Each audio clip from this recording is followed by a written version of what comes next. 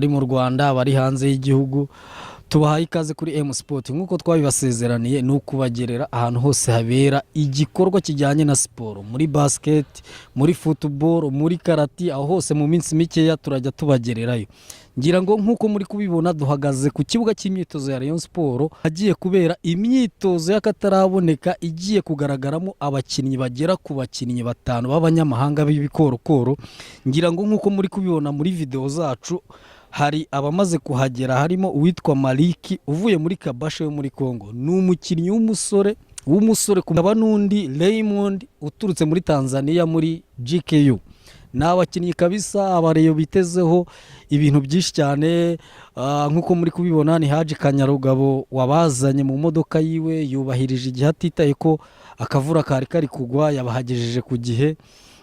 reka dutegereze mu kanya gato yanyira nkuko muri kubibona Robertinho arimo aratera amakona mu kibuga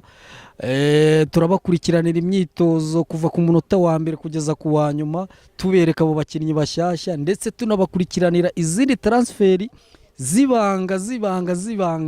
ejo zishobora gutungurana so mukomeze rero mugume kuri EM Sport niba utarakoze subscribe bikore ciao